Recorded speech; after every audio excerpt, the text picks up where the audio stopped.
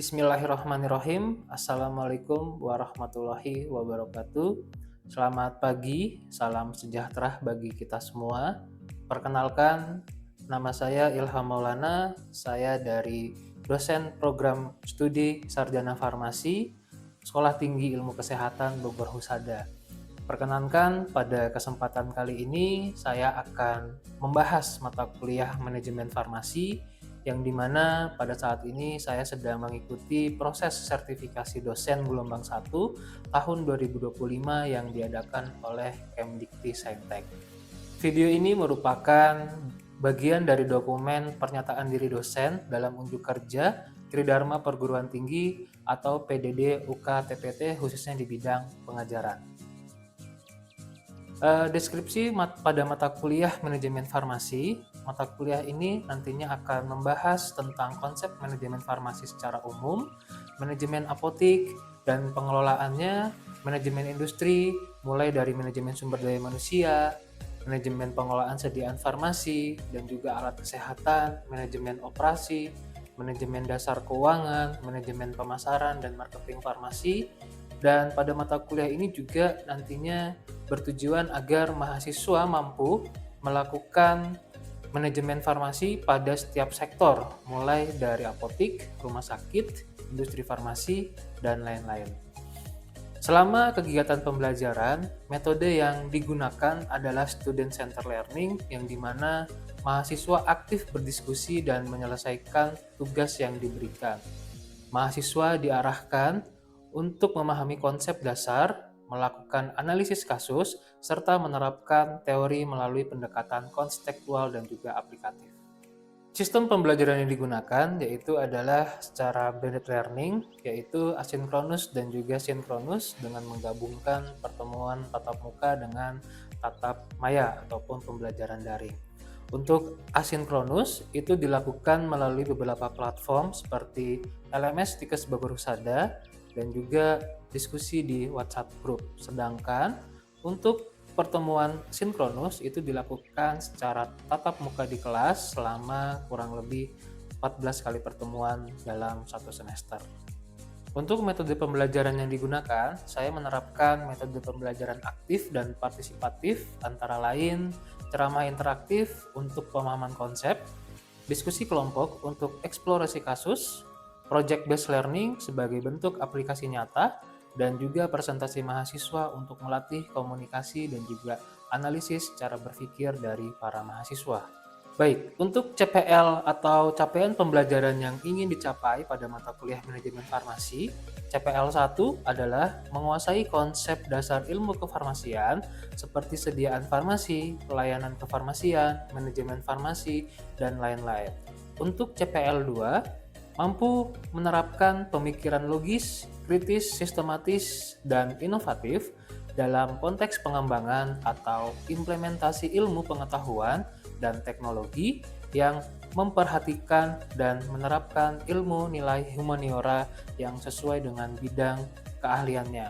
Dan CPL yang ketiga, mampu untuk merancang dan mengembangkan bisnis di bidang ilmu farmasi. Baik, untuk capaian pembelajaran mata kuliah yang ingin dicapai, CPMK 1 mengetahui konsep dasar manajemen dan pengaplikasiannya pada ilmu farmasi, CPMK 2 menjabarkan konsep manajemen pada berbagai sektor khususnya di bidang farmasi, CPMK 3 mampu mengetahui dan menjalankan konsep perbekalan kesehatan dan juga supply chain management. Untuk CPMK 4-nya mampu menjabarkan dan menjelaskan manajemen di industri farmasi, di apotik, dan juga di komunitas lainnya. Untuk CPMK 5 mampu mengetahui manajemen keuangan dasar, CPMK 6 mampu menjelaskan dan merancang konsep pemasaran dan promosi, serta dasar-dasar marketing di bidang farmasi. Dan CPMK 7 mampu menganalisis masalah terkait dengan ilmu manajemen, farmasi, dan pengaplikasiannya pada kehidupan sehari-hari.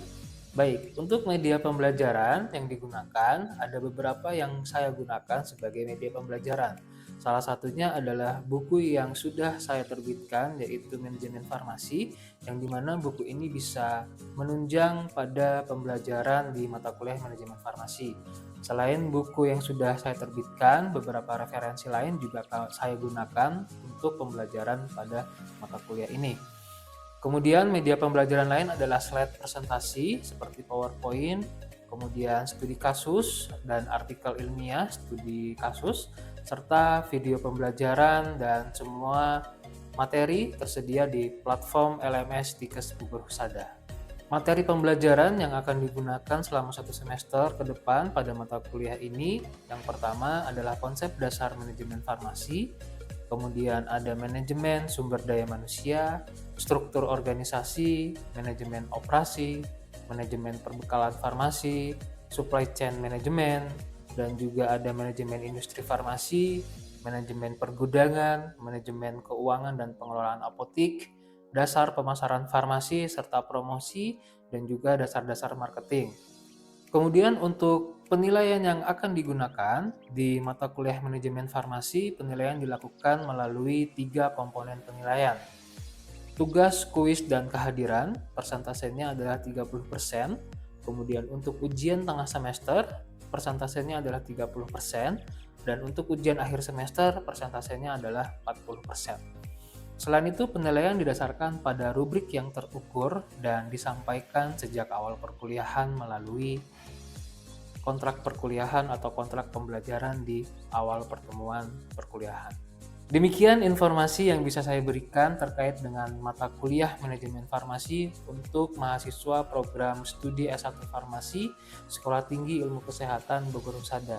Selanjutnya, berikut ini merupakan cuplikan video pembelajaran saya pada mata kuliah manajemen farmasi yang diambil pada pertemuan ke-13 melalui pertemuan secara sinkronus dengan tatap muka di kelas. Selamat menyaksikan. Oke, bismillahirrahmanirrahim. Assalamualaikum warahmatullahi wabarakatuh. Waalaikumsalam warahmatullahi wabarakatuh. Selamat pagi semuanya. Pagi, Pak. Bagaimana kabarnya hari ini?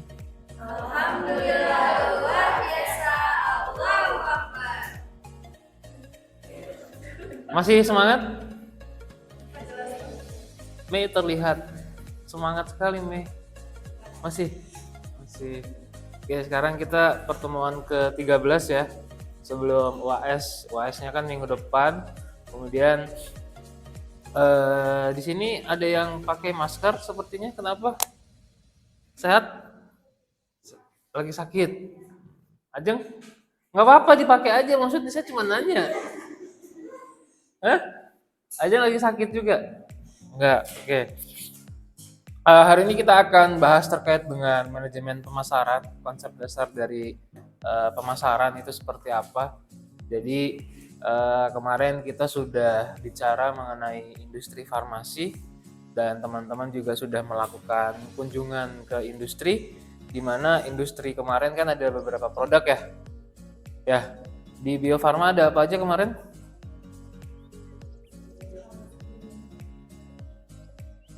Ada apa aja? Vaksin, serum, kit anak-anak, diagnostik kits. Oke. Tentunya ada produk. Kalau di Ajinomoto ada? Sorry. Sarimi. Oh, Mayumi. Ada monosodium glutamat ya, MSG. Nah, tentunya kan ada produk juga. Tentunya produk tersebut tidak bisa terjual ketika tidak ada pemasaran. Nah, maka dari itu kita hari ini belajar terkait dengan pemasaran. Bagaimana caranya memasarkan suatu produk. Produk itu ada apa aja kemarin? Minggu lalu? Ada jasa dan barang. Oke. Jadi teman-teman sudah mengetahui bahwa tujuannya adalah untuk menjual, memasarkan produk agar produk tersebut bisa dikenal oleh masyarakat dan bisa dibeli oleh bagi yang minat dan mau. Oke. Jadi konsep dasarnya di sini kita bicara mengenai ada barang dan jasa, serta ada gagasan. Kan kalau kemarin mengenai produk itu terbagi menjadi dua ya, barang dan jasa. Kalau di farmasi bisa kena semuanya nggak? Barang sama jasa ada nggak? Ada. Kalau jasa apa aja contohnya? Jasa. Pelayanan seperti apa? Konsultasi, PIO, visit, konseling. Selain itu ada nggak jasa selain pelayanan?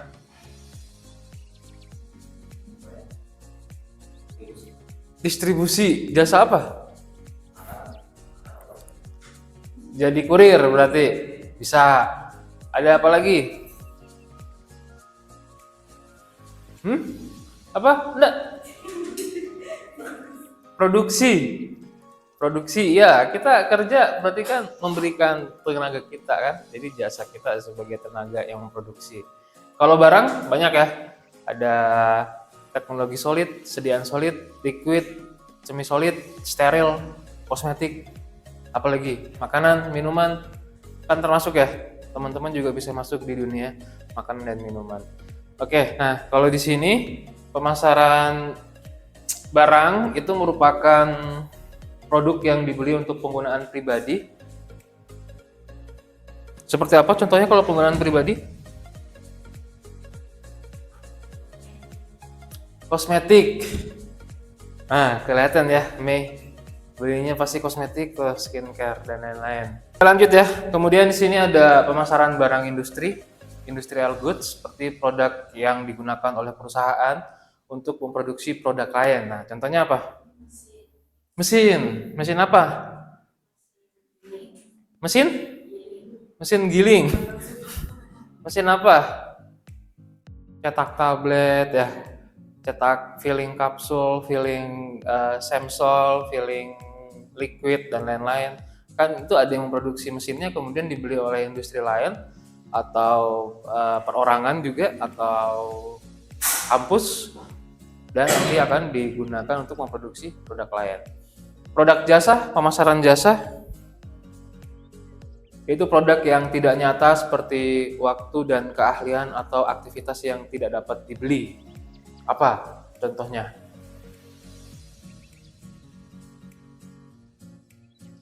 Keahlian, jadi butuh keahlian kata kuncinya. Apakah sebuah profesi itu sudah bisa dikatakan ahli? Belum. Kalau ahli berarti punya kemampuan seperti apa? R&D. Oke, masuk sih sebenarnya. Tapi kalau misalnya kita buka jasa apa? Jasa bengkel. Apakah harus profesi bengkel dulu untuk bisa membuka bengkel? Enggak kan? Berarti kan dia termasuk seorang yang ahli. Jadi seseorang dikatakan ahli itu ketika pengalamannya cukup dan juga dia tahu seluk-beluknya terkait dengan apa yang dikerjakan. Aktivitas yang tidak dapat dibeli. Jadi si Zidane misalnya bisa bengkel tapi si Hasan nggak bisa. Nah, itu kan berarti kan nggak bisa dibeli. Bisa dibeli nggak jasa? Enggak bisa dong dibeli, kan kita bayar ya untuk mendapatkan jasanya mereka ini misalnya seperti itu. Kemudian kalau pemasaran gagasan, ide, berarti konsultan. Jasa konsultan kan ada ya? Dia kan yang memberikan gagasan, pikiran dan masukan serta saran, ide dan lain-lain. Nah, di sini ada strategi pemasaran, teman-teman. Strategi penetrasi pasar, pengembangan pasar, strategi pengembangan produk, baru nanti segmentasi pasarnya. Kita mulai dari penetrasi pasar. Dari namanya penetrasi berarti dia ngapain? Kalau pasar berarti kan harus ada tempat atau sudah ada orang yang terkait dengan produk kita ya, sudah tahu targetnya siapa, pasar kita siapa. Penetrasi pasar maksudnya apa kalau penetrasi? Upaya untuk meningkatkan pasar atau service produk Oke. yang sudah ada dalam populasi. upaya untuk meningkatkan. Kalau dari arti katanya kan penetrasi tadi Zidane menembus masuk ya. Jadi kan kalau kita lihat secara luas lagi, kita kaitkan ke dalam strategi pemasaran, berarti tadi yang dikatakan oleh Rizky adalah apa? Upaya untuk meningkatkan pangsa pasar ataupun juga produk. Nah, jadi kita harus tahu pasar kita seperti apa. Kita harus analisis dulu SWOT. Kalau teman-teman kemarin sudah di kelas ini sudah sering ikutin ya lomba kewirausahaan ya dari semester awal. Jadi menilai produk pasar itu seharusnya teman-teman sudah bisa mengerti. Setelah kita tahu pasarnya seperti apa, apakah bisa kita masuki atau tidak. Dalam hal ini misalnya kita ingin bikin produk baru atau ada produk kreasi kita lihat ada pasar di sini, apakah kita bisa masuk ke dalam atau tidak. Ketika bisa masuk, baru kita ke pengembangan pasar. Kira-kira bagaimana caranya supaya si pasar tersebut bisa tertarik dengan produk yang kita miliki. Setelah itu baru kalau ini terkait dengan misalnya kita belum ada produk ya, jadi kita bisa melihat juga kira-kira kebutuhan di pasar itu apa untuk kita lakukan pengembangan produk. Kalau misalnya di suatu target yang akan kita tuju, misalnya anggaplah umur 18 sampai 25, berarti kan itu kalangan mahasiswa ya. Kalau sekarang mungkin Gen Z. Gen Z itu kira-kira suka apa sih produk-produk yang mereka inginkan? Kemudian apa sih yang nggak bisa lepas dari kehidupannya dari anak-anak Gen Z selain gadget? Tentunya ada apa contohnya misalnya? Suka apa kalau anak-anak Gen Z? Kalian suka apa? Suka jajan. Jajannya suka ke kopi shop. Tempatnya mungkin spesifiknya seperti apa? Yang hidden gem, suka nyari-nyari, suka kepo. Nah, itu kan bisa jadi salah satu bekal kita atau pegangan kita bahwa anak Gen Z itu suka yang tersembunyi. Udah, berarti kita cari lokasi yang tersembunyi untuk bisa lebih. Iya kan? Kan banyak kan hidden gem di Bogor yang masuk ke dalam, masuknya aksesnya yang kurang, tapi tempatnya di dalam jadi bagus. Nah, itu kan yang disuka sama anak-anak Gen Z.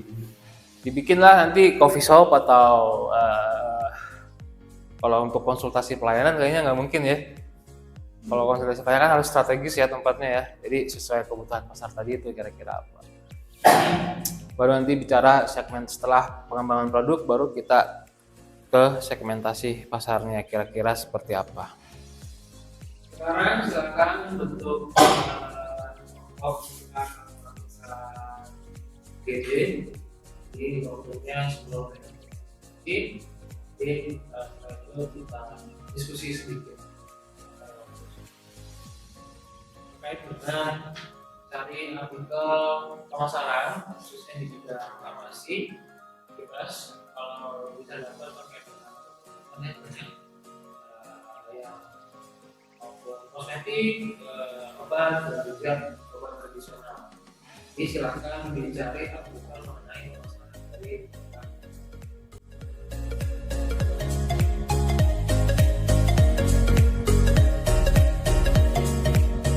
Oke, sudah ya. Kita diskusi di sini dapat apa produknya? Obat bebas. Ini OTC. Obat apa itu OTC, Lenora? Hah? Obat? Over? Hah? OTC apa OTC? Over the counter. Nih? Non generik. Non generik. Ini? Kosmetik? Obiet. Oke, kita pertama mulai dari ya, silakan. San. Singkatnya aja, San. metode yang digunakan apa untuk pemasarannya? Berdiri dong. Yang kami temukan di dalam jurnal adalah metode analisis SWOT. Dijelaskan dong, analisis SWOT itu segitu doang.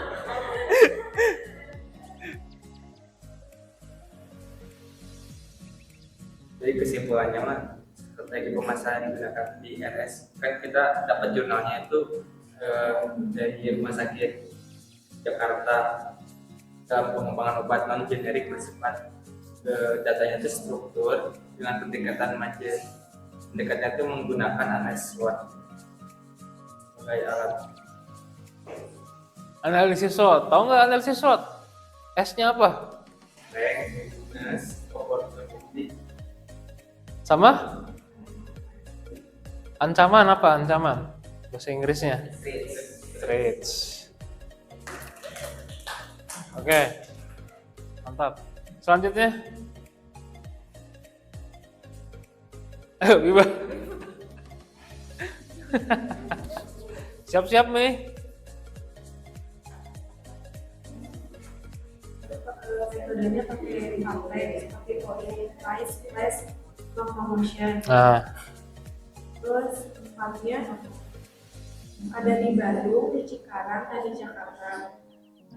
Sama Semarang juga ada Pak. Terus promosinya, media promosi yang digunakannya seperti media sosial, ponsel, brosur, baliho, ada diskon, terus promosi ekspor dan kolaborasi global. Kesimpulan dari strategi pemasarannya, mampu berinovasi dalam produk, menetapkan harga kompetitif, menyediakan distribusi yang cepat, dan memaksimalkan strategi promosi multikanal akan unggul dalam persaingan pasar. oke. Nanti ya kita bahas. Ayo, Ajeng. Ini metodenya menggunakan 4P, yaitu produk, price, place, sama promotion. Hasilnya?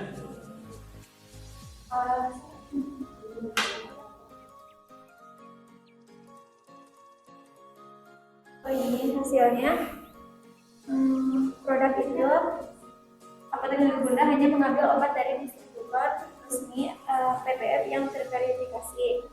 Terus untuk price-nya, harga produk disesuaikan dengan kemampuan masyarakat sekitar, tetap menjaga kualitas tinggi. Untuk price, penetapan display dilakukan secara menarik dan mudah dijangkau konsumen, khususnya obat bebas. Untuk promotionnya, promosi dilakukan melalui giveaway, media sosial, radio, dan sponsor. Oke. Terakhir. Ayo, Ais. Jurnal yang kita dapat tuh analisis strategi pemasaran produk kosmetik Obian Surabaya di Jawa Timur Pak. Terus mereka tuh pakai strategi pemasarannya itu ada dua Pak. Yang pertama dari segi produknya, dia tuh memiliki keunggulan serum produk, dia tuh membuat si rambutnya itu jadi lengket, pokoknya dia ngunggulin si produknya itu. Terus yang kedua, dia tuh mastiin produk yang dibuat itu secara konsisten, gak berubah-berubah gitu Pak formulanya. Terus dengan cara mengawasi dan mengecek proses produksi. Ketiga, dia tuh mastiin si ketersediaan produknya tuh selalu ada. Terus yang kedua, dari segi harga, dia tuh membangun keunggulan bersaing dengan cara cost leadership. Jadi harganya tuh murah Pak. Perbandingan harga produknya sama produk yang lain itu sampai 4.000 dibandingkan dari produk pesaing, tapi tetap kualitasnya dibagusin. Terus habis itu sistem dan metode pembayarannya itu dengan mitra kebanyakan atau pelanggan, yaitu tempo atau tunai. Ketiga, promosinya itu dilakukan sama sales. Strategi promosinya itu menjangkau pasar yang digunakan oleh Obian Kosmetik dengan cara menjalin komunikasi yang baik dengan salon atau toko melalui si sales tadi. Jadi tadi sudah disampaikan bahwa masing-masing artikel itu ada beberapa metode pemasaran yang digunakan ya. Mungkin kalau untuk kelompok sini itu lebih bukan kepada pemasaran sepertinya ya, hanya menganalisis apa yang terjadi di rumah sakit ya, rumah sakit tersebut. Jadi kalau analisis SWOT itu untuk menganalisis sesuatu sudah sampai mana produk usaha kita itu di mana gitu posisinya. Bisa juga untuk di awal kita lihat kelebihan kekurangan kita apa, kemudian kita lihat peluang apa sampai pada ancamannya yang ada kalau untuk analisis SWOT. Kalau tadi 3 kelompok yang lain itu rata-rata menggunakan bauran pemasaran ya. Ada 4P yang digunakan, product, price, dan promotionnya. Promosinya juga tadi beragam. Di sini ada yang menggunakan baliho, ada yang menggunakan iklan. Kalau di sini ada yang menggunakan sales, di sini menggunakan leaflet dan sosmed. Nah, zaman sekarang ini itu sudah juga mulai banyak menggunakan digital marketing ya. Digital marketing. Kalau digital marketing berarti artinya marketingnya secara digital. Digital itu apa maksudnya? Online ya. Jadi kan sekarang melihat tren penggunaan media sosial itu sangat tinggi ya. Kalau mungkin hampir 90%, 80% kali ya di Indonesia menggunakan sosmed, sehingga itu yang dimanfaatkan di zaman sekarang. Kalau enak kayak digital marketing seperti itu ya. Jadi kita bisa pilih kemana aja, tapi budgetnya akan tinggi ketika kita akan targetingnya ke seluruh Indonesia. Ada juga melalui KOL, biasanya menggunakan selebgram. Itu kan termasuk juga promosi kayak yang sedang dilakukan oleh Mei ya. Mei kan sedang mengiklankan beberapa apa itu Mei? Villa ya. Villa itu seperti itu. Jadi memanfaatkan beberapa talent untuk memasarkan produk mereka. Jadi seperti itu. Ada yang mau ditanyakan? Karena ada Budel. Kalau begitu, terima kasih teman-teman. Cukup sekian untuk hari ini. Sebelumnya ada yang mau ditanyakan? Cukup? Oke, dipersiapkan lagi untuk next pertemuannya. Karena nanti ada something di next pertemuan. Jadi next pertemuan kita di kampus 1, kampus 2? Kampus 2. Kampus 1 nggak ada kelas ya? Kosong? Penuh?